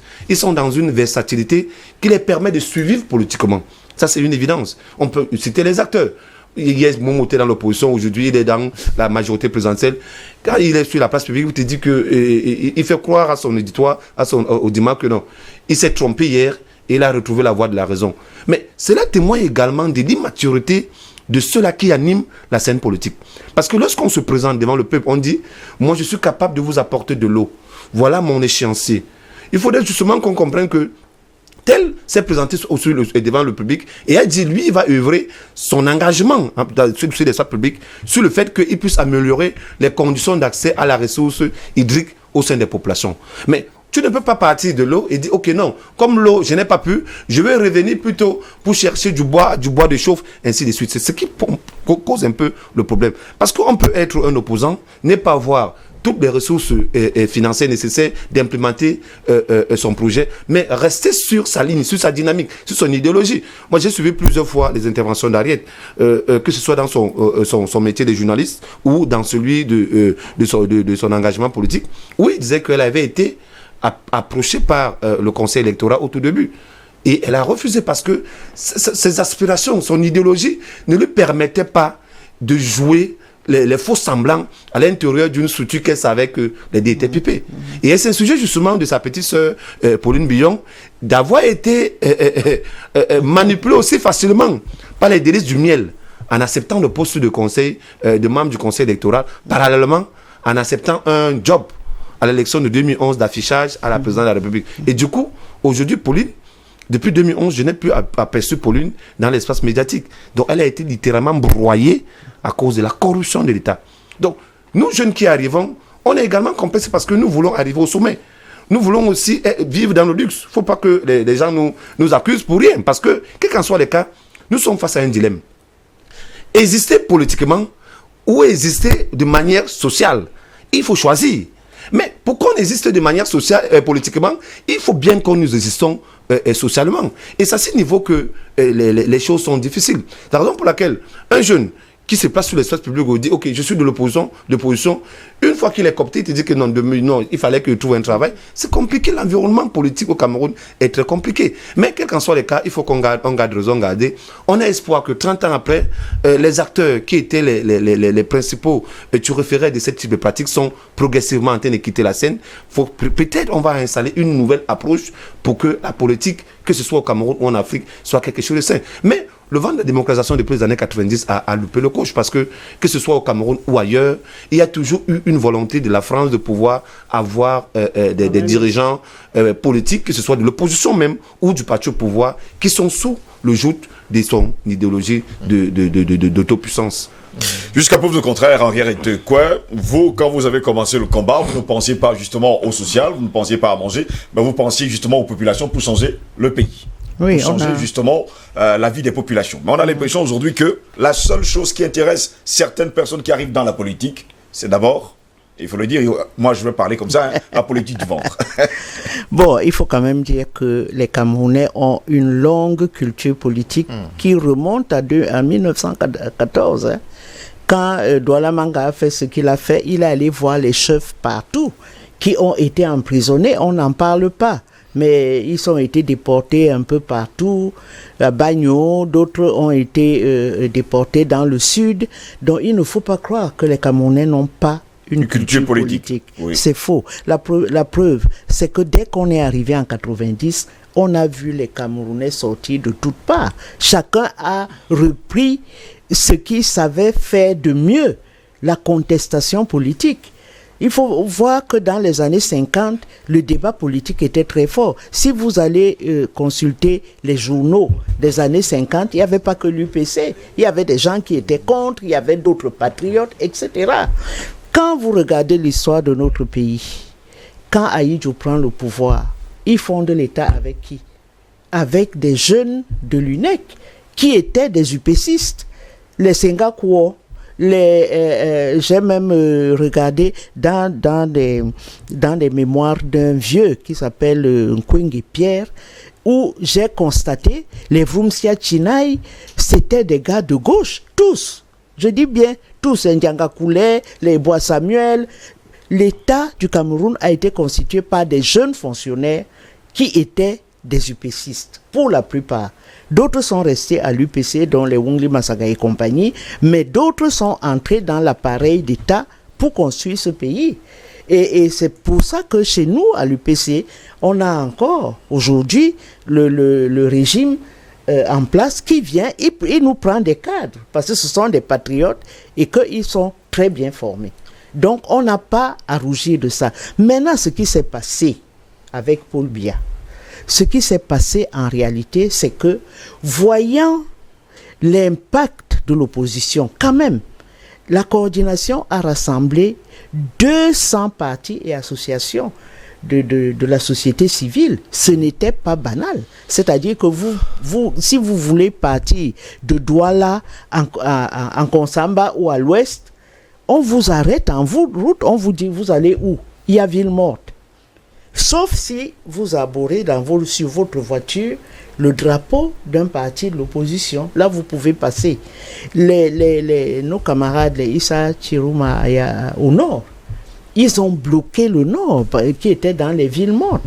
On a même caillassé le grand chef du nord, Ousmane May, qui a été, sa voiture a été lapidée par des jeunes.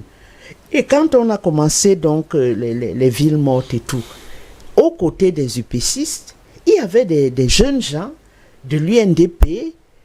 Il y en a qui sont morts devant Ndom, qui était donc le patron de ce quartier-là, politiquement, je veux dire. Pour dire que ça a été une manipulation du pouvoir, pour dire que comme j'ai en face de moi une opposition très forte, il faut que je fragmente l'opposition. C'est comme ça qu'on a écarté Dikakwa à un congrès et on a mis Kodok. Lequel Kodok m'a fait la confidence de me dire, camarade Henriette, comme tu vois là, je ne peux pas bouger parce que il y a un rapport de ma gestion de la Cameroun Airlines à l'IGERA, donc à la présidence de la République. Et on a compris, nous, pourquoi on a fait venir Kodoka à l'UPC alors qu'il n'était venu à aucune réunion. Qu'est-ce que Kodoka est venu faire? Kodoka est venu pour prendre le parti au congrès qui suivait pour devenir le patron de l'UPC. Et quand Kodoka a voulu présenter des ministres, le président lui a demandé: je ne veux que des ministres Bassa. C'est clair. Il voulait présenter Bobo Ayatou, encore un UPCiste, depuis qu'il était étudiant, avec les Vumsia China et le peu de nordistes qu'il y avait. Il voulait mettre Bobo Ayatou. On lui a dit jamais: vous m'apportez des gars du nord, du littoral, du centre, les Bassa. Bon. 15 jours, même pas, le congrès de l'UPC a eu lieu à la fin du mois de décembre en Konsamba, ouvert par le préfet du Mungo, la salle de congrès entourée de militaires, où on a donc décidé qu'on débarque du Kakwa, qui, parce que c'est des minorités, il avait rassemblé les UP6 venus de partout. Et on a enlevé Dika, on en a fait un président d'honneur. Dika est parti, il a compris. Donc, quand les gars du régime lui ont demandé d'amener Kodok, il savait pourquoi. Et Kodok avait l'épée de Damoclès sur sa tête. Une semaine après, le président demande à l'UNDP de convoquer un congrès, à l'insu de Eboa Samuel. Eboa Samuel apprend à la radio qu'un congrès va se tenir à Garoua. Eboa Samuel va donc à Garoua. On est déjà en 92.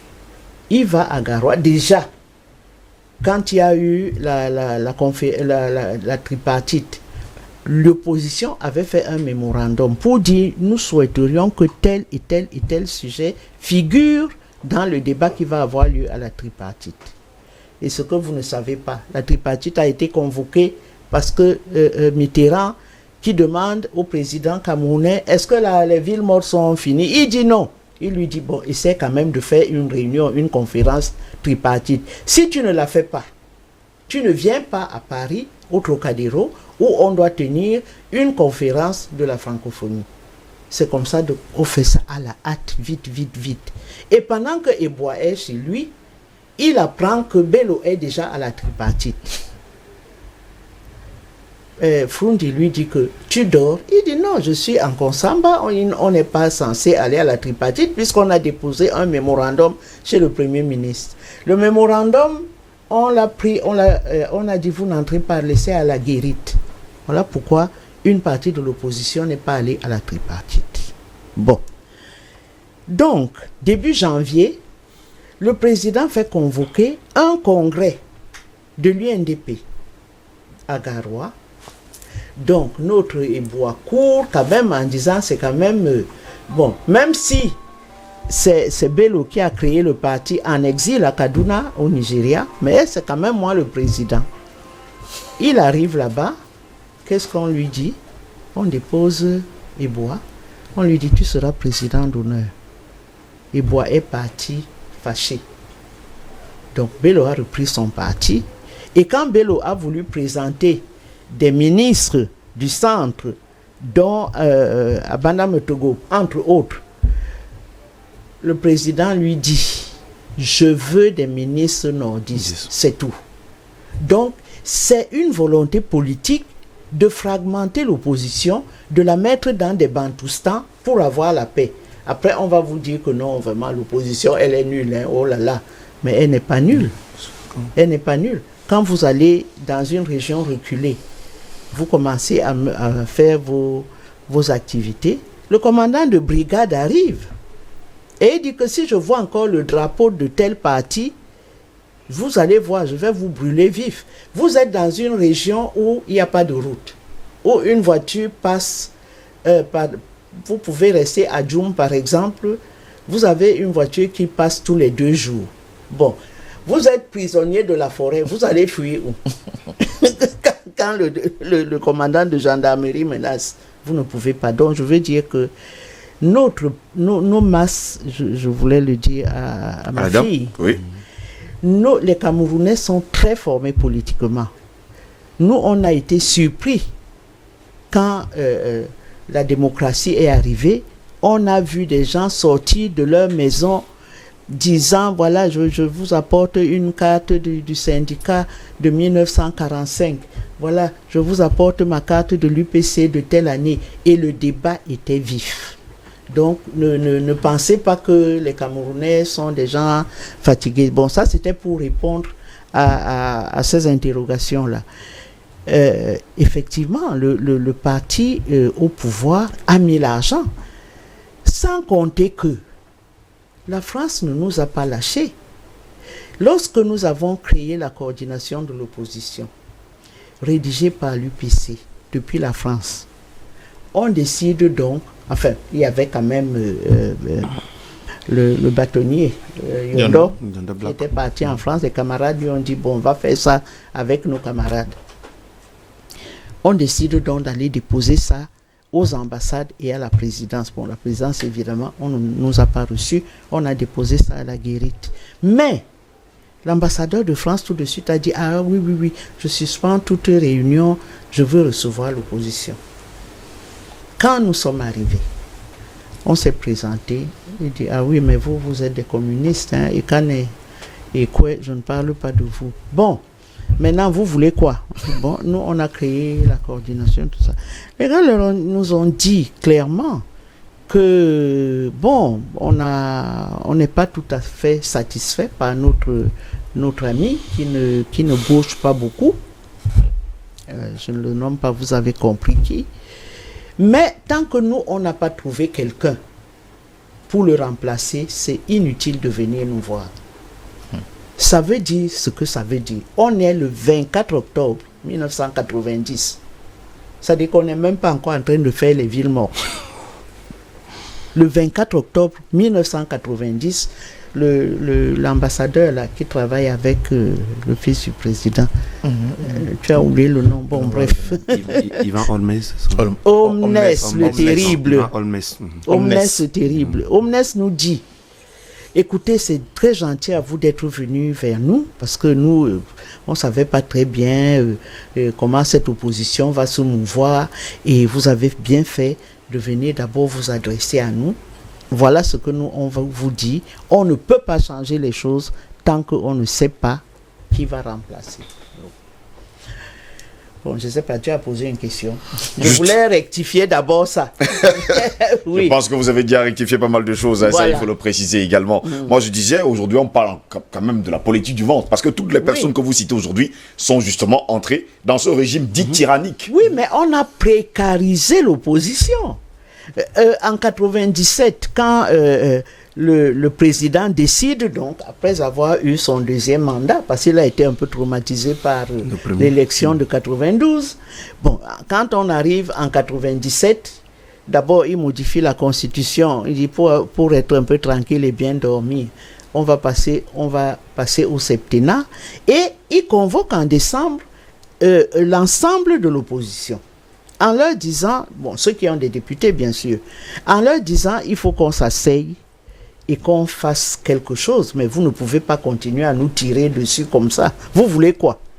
Le SDF a dit, nous voulons un statut de l'opposition, en envisageant bien sûr que le chef de l'opposition, ce sera Frondi. Voilà. Donc, ils se sont assis, mais ils n'ont pas fait de plateforme. L'UNDP et l'UPC dit non, nous on va entrer, il n'y a pas de problème. C'est le SIF qui a dit non, on n'entre pas tant que le statut de l'opposition ne sera pas défini. Pourquoi? Parce que dans la tradition britannique, le chef de l'opposition existe en tant que autre personnalité du royaume. Oui. C'est-à-dire que la reine reçoit le premier ministre, mais elle reçoit aussi le chef de l'opposition. Oui. Donc, il a un statut clair. Je veux dire que beaucoup de choses qui se sont passées, il y a eu la précarisation de l'opposition. Ce qui leur pousse aujourd'hui à entrer dans le gouvernement. Qui fait en sorte que on vient vous dire carrément que, mais dis donc, il y a à manger. Pourquoi tu refuses à manger? Tu ne peux pas renverser ce pouvoir. Il y a les fusils, il y a les cellules, il y a des juges, il y a ceci. Tu perds ton temps. Prends ta part et vis mieux. Voilà. Effectivement. Donc, Et on a précarisé l'opposition. D'entrer justement dans ce conseil de code électoral, vous Oui, avez dit oui. non Au conseil de l'ECAM, effectivement, j'ai été reçu par le DCC à l'époque, Welling et Boutou. Mais quand je lui ai dit, est-ce qu'on peut changer quelque chose? Il m'a dit, il n'en est surtout pas question. Madame Ekwe, vous entrez, bon, vous aurez tout. Hein. J'aurais eu un salaire au moins d'1,5 million ou 2 millions. J'aurais eu une 4x4 avec un chauffeur. D'ailleurs, ce qu'ils ont fait à ma petite sœur, comment on l'appelle? Pauline Billon. Elle était en pleine mission à Douala, dans un hôtel. On a appelé le chauffeur, on lui a dit ramène la voiture, c'est fini, on l'a dégommé. C'est ça aussi, la démocratisation 30 ans après. Oui. 30 ans justement après le discours de la Baule, jusqu'à preuve de contraire, patient par fin d'homme, on parle de transition, on parle de succession, mais quand on regarde tous les pays, les nations, en tout cas qui ont organisé des conférences nationales en 1991, succession un peu mitigée. Parce que si on regarde au Gabon, c'est le fils qui est là, on regarde au Togo, c'est encore un autre fils qui est là, il y a quand même un gros problème. Oui, mais ça... Et au Cameroun aujourd'hui, il y a également des questions qui se posent. Mais bon, d'abord, on a un peu le thème de gré à gré. Je vais revenir là-dessus très rapidement parce que pour moi, et c'est ça qui pose le problème aussi de l'opposition. C'est-à-dire, il faut dire, c'est vrai, les pouvoirs étaient bien en place. Oui. Ils avaient le soutien de Paris pour la plupart de ces pouvoirs, que ce soit le cas au Togo, au Cameroun, au Gabon, etc. etc. C'est au ça Bénin également. Voilà. Mais le problème aussi, c'est, je vous ai parlé de la qualité des nouveaux opposants. Quand vous prenez par exemple le document qui nous relate comment le RDPC est né, quoi. Vous voyez les participants. Vous allez retrouver là-dedans la majeure partie des gens qui vont redevenir opposants plus tard. Les Dikakwa. Les Dikakwa, les Kodok, tout ce monde-là, ils étaient là-dedans. Les Ndamjoya. Vous voyez? Donc, je vous ai parlé de la pratique politique. Ils ont la même pratique politique.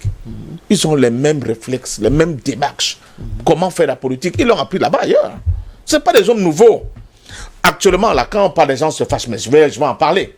Regardez les gens qui sont dans l'opposition actuellement, qui crient beaucoup là. Regardez.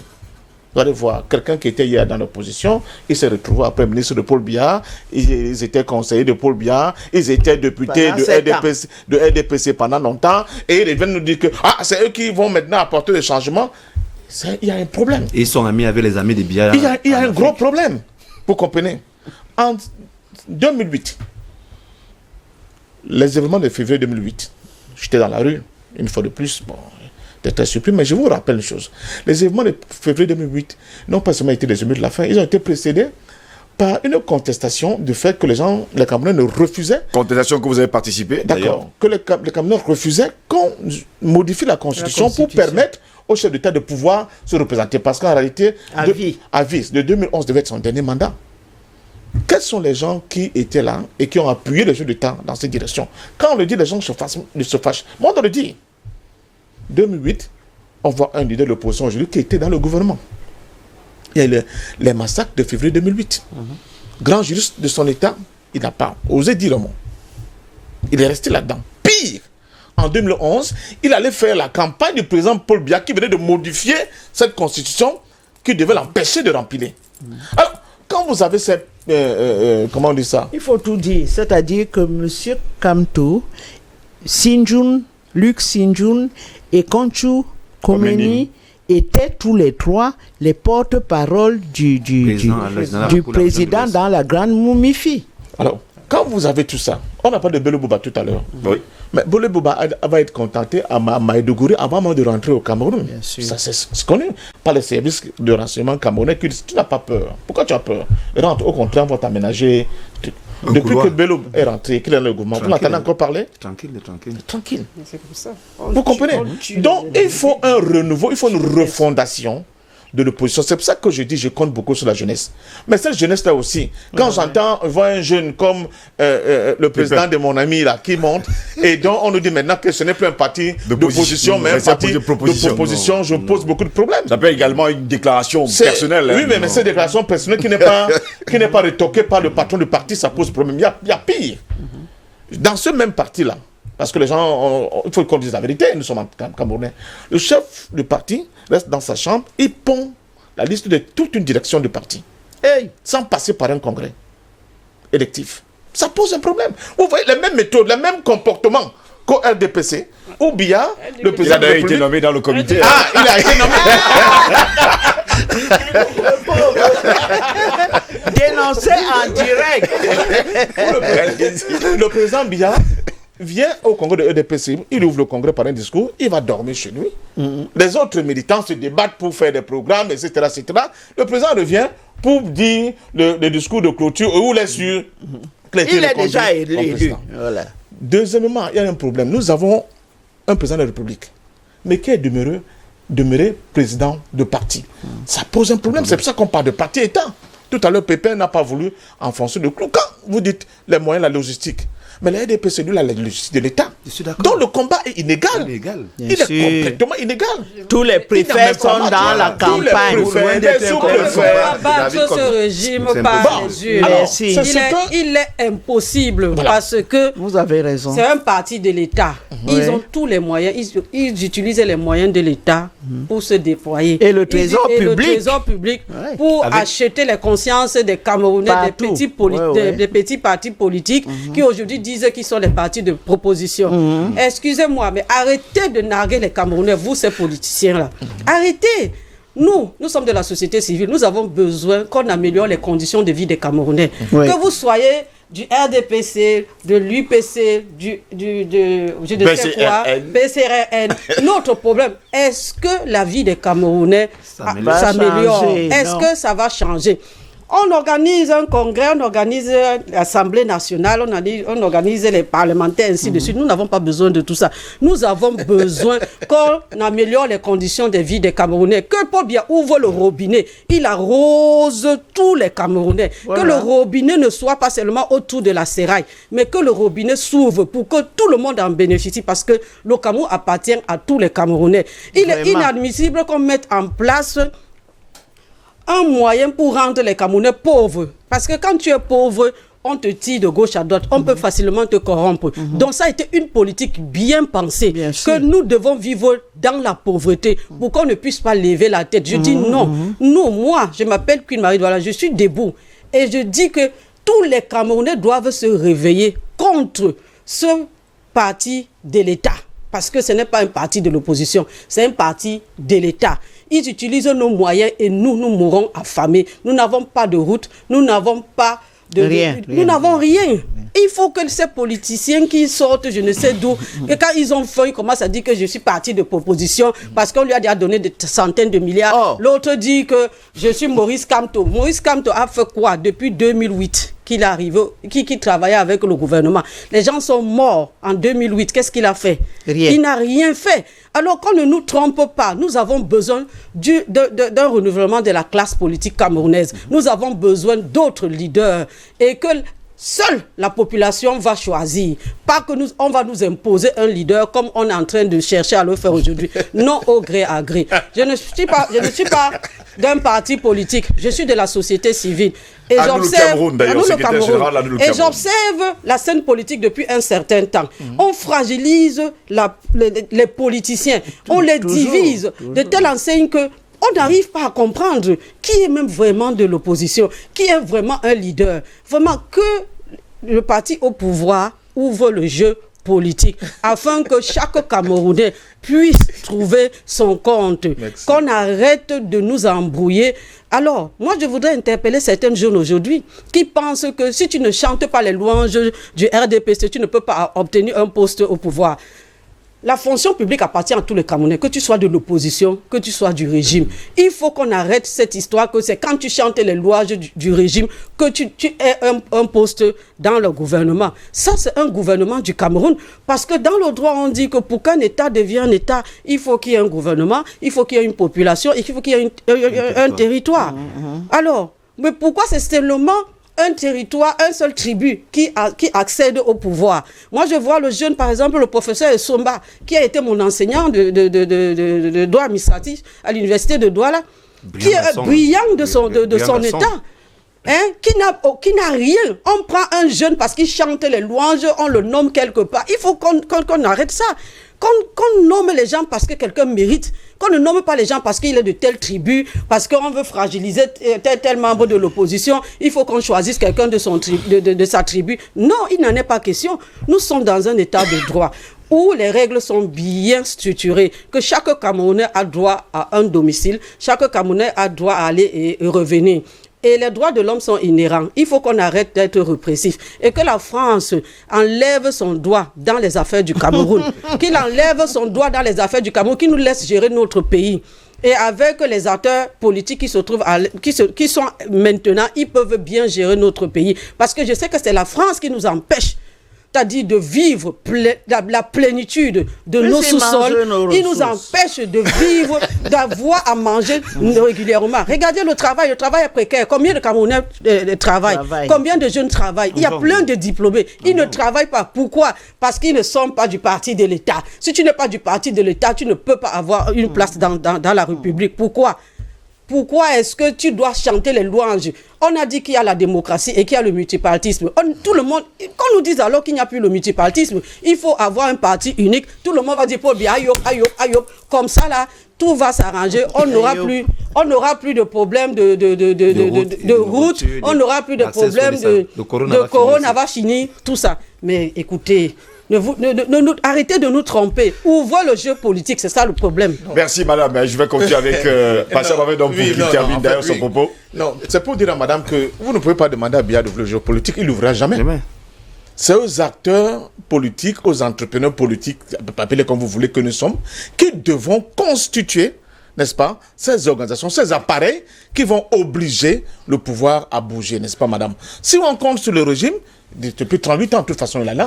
Vous avez pu faire le constat que rien n'a bougé. Donc ce n'est pas de ça qu'il s'agit. Ce que je reproche beaucoup à notre classe politique aujourd'hui, c'est de ne pas avoir ce hymne, cette foi dans ce qu'ils font, évidemment. Je prends Madame Aretekwe en exemple. Ça peut créer des jaloux. Des jaloux, mais voilà. Non, c'est un modèle. C'est ça l'engagement politique. C'est-à-dire, quel qu'en soit ce qu'on vous présente comme... Oui, vous dites non, ce n'est pas pour ça que je me suis engagé en politique. Mais nous avons des politiciens que, à la moindre petite, ils courent là-bas et ils disent ouais, vraiment, c'est pas possible. Je suis. Non, c'est terrible, vous voyez. Et ce que je dis pour le Cameroun est valable carrément dans tout le précaré français. Vous avez les mêmes individus, les mêmes comportements. C'est pour ça que les mêmes partis. C'est pour ça que les questions de souveraineté en Afrique francophone ne décollent pas. Nous avons les mêmes têtes qui tournent autour des alternances rotatives. À la tête de l'État, on dit oui, il ne faut pas dire ça. N'est-ce pas que Macky Sall était l'opposant de Wade, mais maintenant il est au pouvoir. Mais ils oublient que Macky Sall est la fabrication d'Abdoulaye Wade. Il ne le renie même jamais. Il dit que c'est son père. Sur le plan à la fois politique et spirituel. C'est clair. Et la preuve, il dit qu'il est libéral comme son père Wade. Il continue la même politique libérale que M. Wade. Alors c'est ça le changement. C'est pour cela que l'Afrique ne bouge pas. Pour que l'Afrique bouge, il faut une véritable refondation de la classe politique africaine. Deuxièmement, il faut que nos populations, nos peuples, se débarrassent de la question du tribalisme et du repli identitaire qui pourrit complètement la visibilité du jeu. Parce qu'aujourd'hui, on a parlé avec le cas du PC, mais arrête de la passer dit, Biya a réussi une prouesse. C'est de faire de paysages politiques camerounais des petits bantoustans, chacun avec son chef. Et il est cantonné. Et le seul parti qui peut le challenger dans cette ambition-là, c'était l'UPC. Ils ont réussi à briser l'UPC, à confiner l'UPC uniquement dans la zone de la Sanaga maritime, au point où certains bassins confondent et ils pensent que l'UPC est une affaire de bassin. Mais je le dis ici, comme je l'ai dit ailleurs, la plupart des gens qui ont contesté le projet politique de l'UPC était de Bassar. Jusqu'à l'ONU, pour aller dire qu'on raconte de bêtises. On est même incapable de fabriquer une bûche d'allumette. Il dit qu'on va être indépendant, comment? Tous ces gens-là que vous entendez, les Ndekam, les Sokam, les Dimala, les Bichoka, c'était quoi ça? Les Bichoka, tout ce monde, c'était des gens qui ont violemment combattu Ruben Boumiobe et l'UPC. Jusqu'à Maïmati. Il ne faut pas l'oublier. Et la même chose, quand les gens nous disent maintenant, nous à l'Ouest, nous sommes les Kamé, c'était quoi? Kamé qui était pratiquement l'idéologue de l'UNC. Ouais, c'était quoi?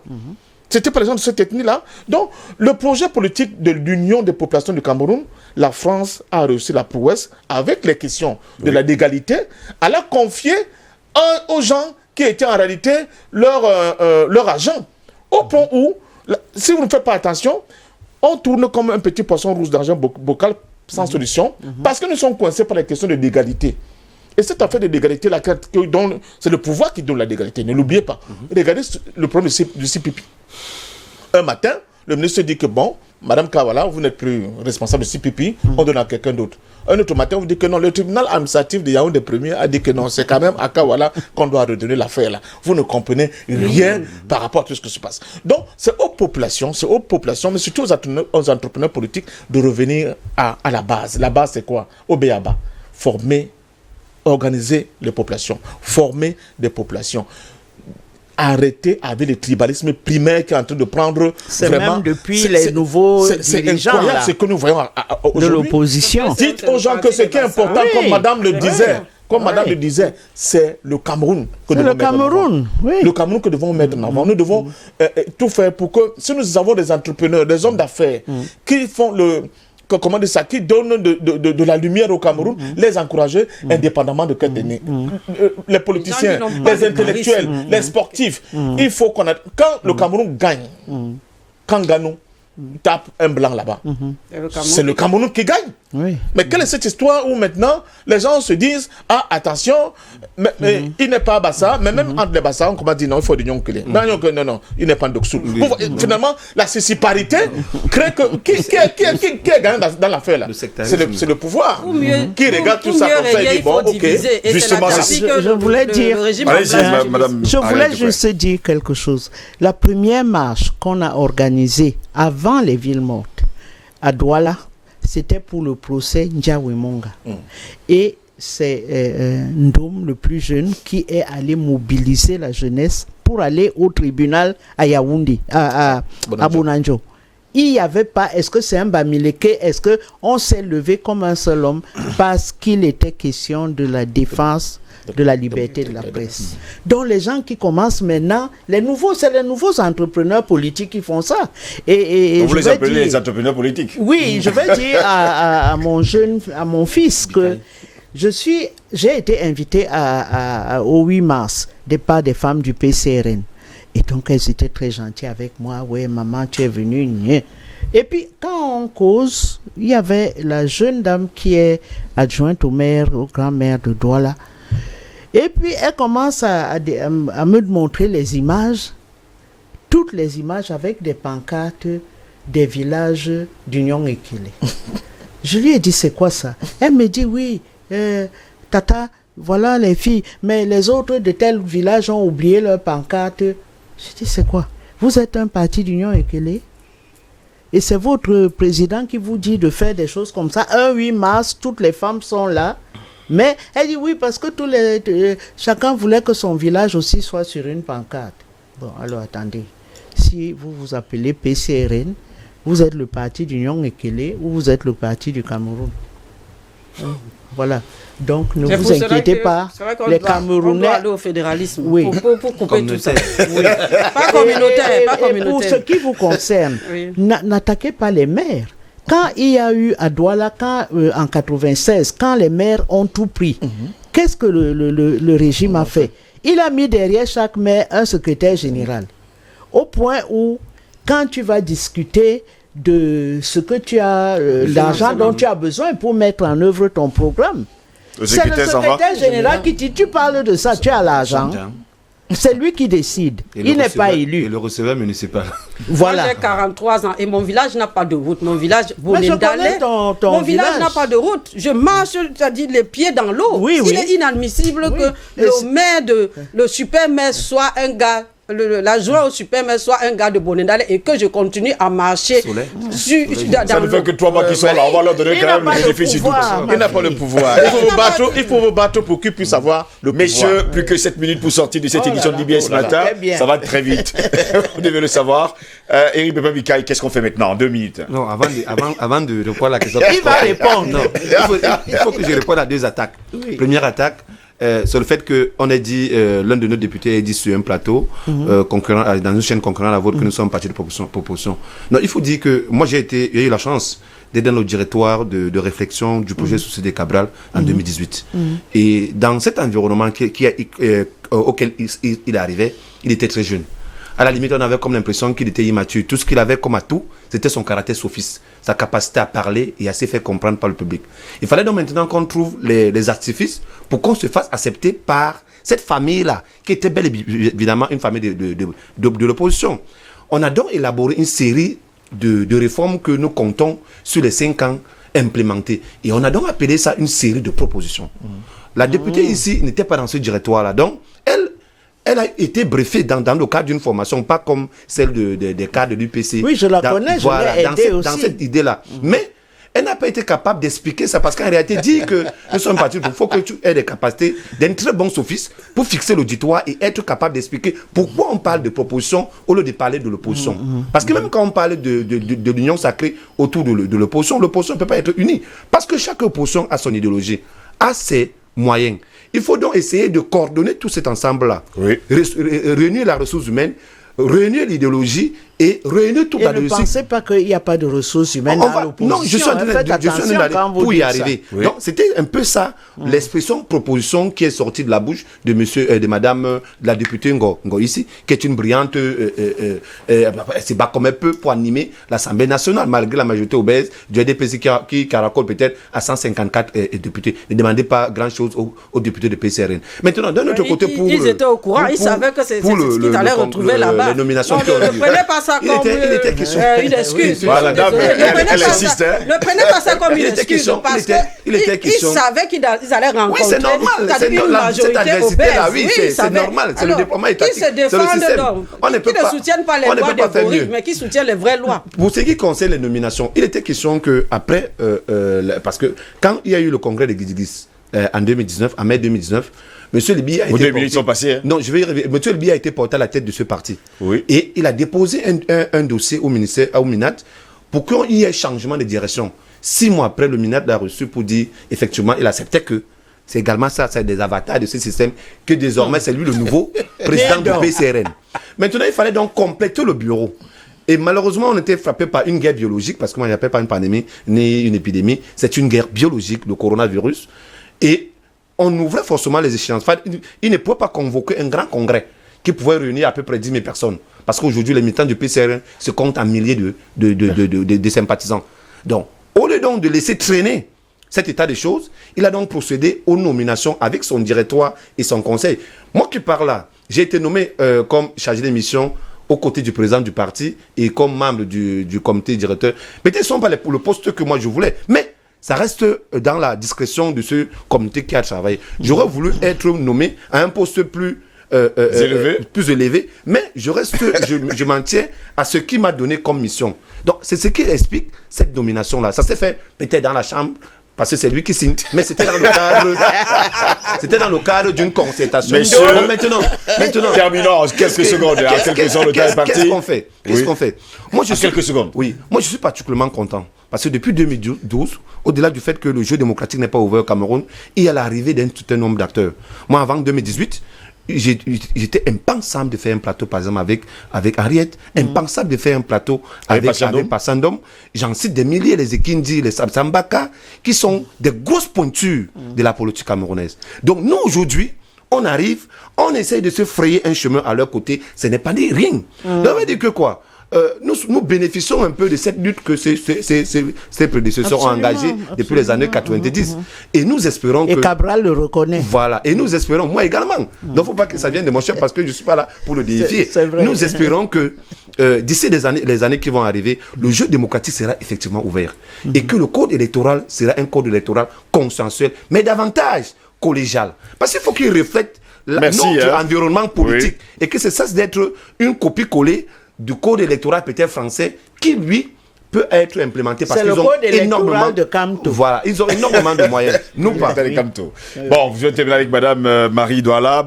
Vous également, mot de fin rapidement. Oui, moi, je voudrais juste interpeller les femmes, que les femmes camerounaises se réveillent et qu'elles s'intéressent à la chose politique, qu'elles s'intéressent à la chose politique, qu'elles essayent d'éduquer aussi leurs enfants, de leur faire comprendre que nous tous, nous sommes des Camerounais, nous avons besoin de mettre la main dans la pâte pour que le Cameroun change. Voilà un peu ce que je voudrais dire. Il faut préciser qu'elles sont 54% de la population camerounaise. Hein. Madame, arrêtez votre mot de fin. Oh, j'ai tellement parlé. Je suis simplement vous remercier que j'étais venu ici il y a quelques années et c'est la première fois que je reviens. Et je salue tous vos téléspectateurs et merci Steve de m'avoir invité. Et j'ai rencontré des jeunes. Merci. Ça donne toujours beaucoup de punch. Et ma fille aussi qui est de la société civile, il faut que tous ces visages-là soient connus. Merci beaucoup. Vous n'allez pas dire que je suis venu quand même créer la rébellion ici. Oui. C'est ce que je lui ai écrit.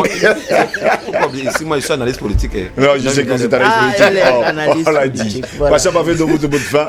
Non, c'est dire quand même que nous avons besoin d'une véritable refondation au niveau du Cameroun. Mais c'est un Cameroun qui ne doit pas être un Cameroun où il y a les affrontements, il y a la violence. C'est un Cameroun qui doit respecter les avis des uns des autres. Oui. Mais surtout, c'est un Cameroun où on doit se projeter vers l'avenir pour bâtir véritablement une nation libre et souveraine. Et le Cameroun est un très beau pays. C'est le plus beau pays du monde. Et pour cela, nous avons besoin des énergies, des intelligences de tout le monde. Arrêtons avec ce tribalisme, n'est-ce pas, idiot qui n'est pas camerounais. Qui n'est pas camerounais. Ça, ce que nous voyons depuis un certain temps, c'est pas ça le Cameroun.